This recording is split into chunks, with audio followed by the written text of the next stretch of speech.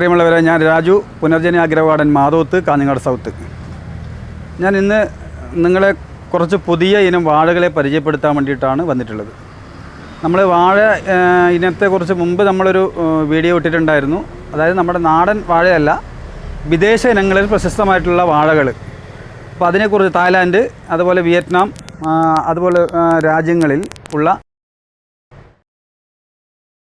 ഉണ്ടായിരുന്നു. അതുപോലെ അമേരിക്കയുടെ CB റോസ് പറഞ്ഞ പോലെയുള്ള വാഴകളൊക്കെ നമ്മൾ പരിചയപ്പെടുത്തിയിട്ടുണ്ടായിരുന്നു. അപ്പോൾ ഇന്ന് വേറെ കുറച്ചിനങ്ങൾ നമ്മുടെ നേഴ്സറിയിൽ വന്നിട്ടുണ്ട്. വേറെ ഈ സൗത്ത് ഈസ്റ്റ് ഏഷ്യയാണ് ഇതിൻ്റെയൊക്കെ ജന്മനാടെന്ന് പറയുന്നത്. അപ്പോൾ അതിനെക്കുറിച്ച് ഒന്നും കൂടെ പരിചയപ്പെടുത്തി. കുറേ നല്ല നല്ല വാഴ ഇനങ്ങളൊക്കെ ഉണ്ട്. ഇതൊക്കെ ഈ റോവസ്റ്റ് ഇനത്തിൽപ്പെടുന്നതൊന്നുമല്ല. അതിൽ മുമ്പേ നമ്മൾ ഡബിൾ മഹോയി അതുപോലെയുള്ള തായ്മൂസൊക്കെ റോബസ്റ്റ് ഇനത്തിൽ പെടുന്നതാണ്. വിദേശ ഇനങ്ങളാണെങ്കിൽ പോലും അത് റോബസ്റ്റ് ഇനത്തിൽ പെടുന്നതാണ്. പക്ഷേ ഇത് റോബസ്റ്റ് ഇനത്തിൽ പെടുന്നതല്ല. ഇത് മറ്റ് നമ്മുടെ പൂവമ്പഴം പോലെയുള്ള നല്ല രുചികരമായിട്ടുള്ള ഒരു വാഴ ഇനങ്ങളാണ്. അപ്പം ആദ്യമായിട്ട് ഞാൻ നിങ്ങളെ പരിചയപ്പെടുത്തുന്നത് ഇതാണ്. ഇത് ബ്ലൂ ജാവയാണ്. ബ്ലൂ ജാവ ഇന്ന് വളരെ ബനാന ഇനത്തിൽ താരമായിട്ടുള്ള ഒരു ഇനമാണ് ബ്ലൂ ജാവ എന്ന് പറയുന്നത്. പേര് പോലെ തന്നെ ഇതിൻ്റെ കളറ് ഒരു ലൈറ്റായിട്ടുള്ളൊരു നീല കളറാണ് ഈ കൊല കണ്ടുവരുന്നത്.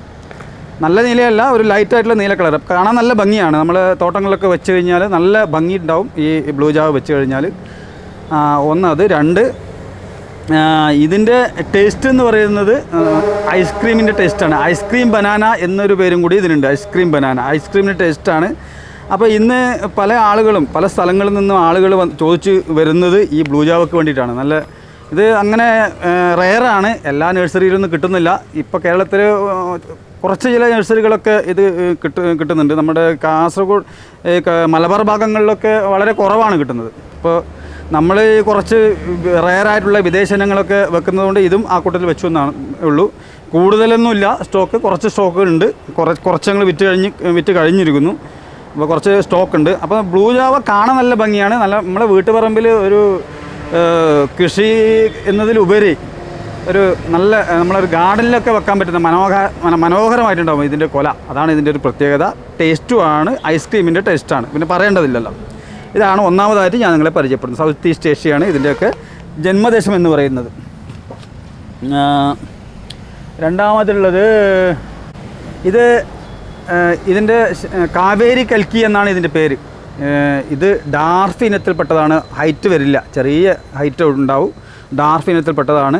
ഇതിൻ്റെ ശരിക്ക് പേര്, ഇത് തായ്ലാൻഡിൻ്റെയാണ്. ശരിക്ക് പേര് പിസാങ് അവാക്ക എന്നാണ്. അപ്പം ഇതും നമുക്ക് റെയറായിട്ടുള്ള വാഴ ഇനങ്ങൾ വെക്കാൻ താല്പര്യമുള്ള കൃഷിക്കാർക്ക് വെക്കാവുന്നതാണ്. അപ്പോൾ ഇത് നല്ലൊരു വാഴ ഇനാണ്. ഇതൊക്കെ നല്ല ടേസ്റ്റാണ്, വലിയ കൊലയുണ്ടാവും. അതാണ് ഇതിൻ്റെ പ്രത്യേകത. ഇത് പിസാങ് അവാക്ക അല്ലെങ്കിൽ കാവേരി കൽക്കി.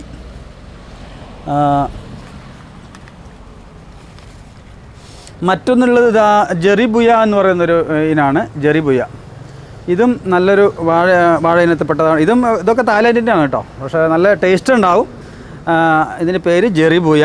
നമ്മുടെ ഈ ഞാലിപ്പൂവനൊക്കെ വരുന്നത് പോലെ, കുളച്ച് വരുന്നത് പോലെ വരുന്നൊരു ഇനാണ്. നല്ലൊരു ഇനാണ് ജെറിബുയ. ജെറിബുയ.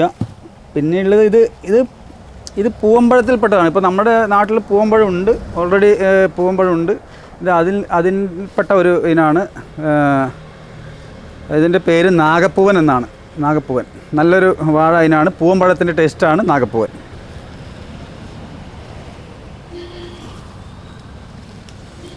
പിന്നെ യങ്ങാമ്പി എന്ന് പറയുന്ന ഒരു ഇനാണ്. യങ്ങാമ്പി ഇതൊക്കെ നമ്മൾ നെറ്റിലൊക്കെ അടിച്ചാൽ എങ്ങനെയാണ് ഇതിൻ്റെ കൊല എന്നൊക്കെ നമുക്ക് മനസ്സിലാവും. ഇതൊക്കെ നമ്മൾ ഗൂഗിളിലൊക്കെ സെർച്ച് ചെയ്ത് കഴിഞ്ഞാൽ ഇതിൻ്റെ കൊല ഏത് രീതിയിലാണ് വരുന്നതൊക്കെ നമുക്ക് മനസ്സിലാവും.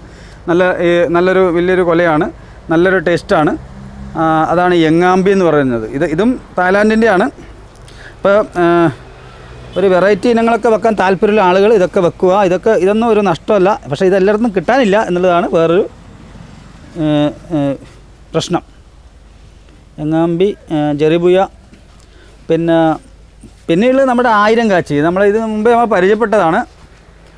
ആയിരം കാച്ചി ഇത് ഏകദേശം 1000-ഓളം കായ ഒരു കൊലയിൽ നിന്ന് കിട്ടും. ഇതാണ് ആയിരം കാച്ചി. ഇതും വിദേശനാണ്. വളരെ നീളത്തിലുള്ളൊരു പഴമാണ് ആയിരം കാച്ചി. കൊലയാണ് വളരെ നീളത്തിലുള്ള ഒരു കൊലയാണ് ആയിരം കാച്ചി. പിന്നെ ഉള്ളത് തായ് മൂസ. ഇത് മുമ്പേ പരിചയപ്പെട്ടിന്. ഇത് ലോകത്തിലെ ഏറ്റവും ചെറിയ വാഴ തായ് മൂസ, തായ്ലാൻഡിൻ്റെയാണ് തായ് മൂസ എന്ന് പറയുന്നത്. വളരെ ചെറിയ വാഴയായിരിക്കും. ഹൈറ്റ് വരില്ല, ആകെ 2 അടി ഹൈറ്റേ വരുള്ളൂ.